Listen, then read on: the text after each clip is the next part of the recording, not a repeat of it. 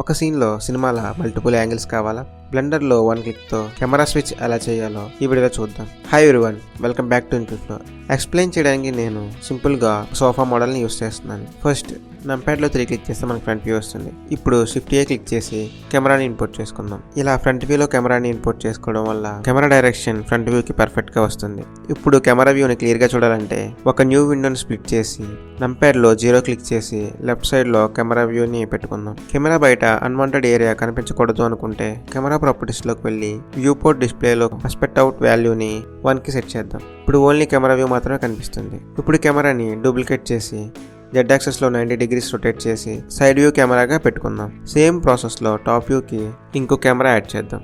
ఇప్పుడు జస్ట్ మనకి camera moments అర్థం అవడానికి టైంలోని స్టార్టింగ్లోకి వెళ్ళి ఫస్ట్ కెమెరాని సెలెక్ట్ చేసి ఐ క్లిక్ చేసి లొకేషన్ కీ ఫ్రేమ్ని యాడ్ చేద్దాం. నెక్స్ట్ 40 ఫ్రేమ్స్కి వెళ్ళి కెమెరాని కొంచెం బ్యాక్ సైడ్కి మూవ్ చేసి మళ్ళీ ఐ క్లిక్ చేసి లొకేషన్ కీ ఫ్రేమ్ని యాడ్ చేద్దాం. ఇప్పుడు మ్యాజిక్ స్టార్ట్ అవుతుంది. ఫస్ట్ కెమెరా సెలెక్ట్ చేసి మార్కర్ ఆప్షన్ని సెలెక్ట్ చేసి బైండ్ కెమెరా టు మార్కర్స్ని సెలెక్ట్ చేద్దాం. ఇప్పుడు ఫస్ట్ కీ ఫ్రేమ్ దగ్గర కెమెరా ఐకాన్ యాడ్ అవుతుంది.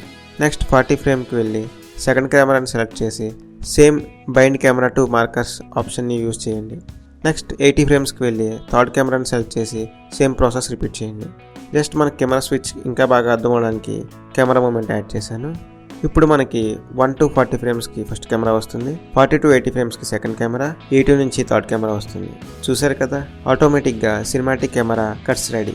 ఈ వీడియో మీకు యూస్ఫుల్ అయితే లైక్ అండ్ షేర్ చేయండి అండ్ ఇన్ఫ్లోని సబ్స్క్రైబ్ చేయడం మర్చిపోకండి.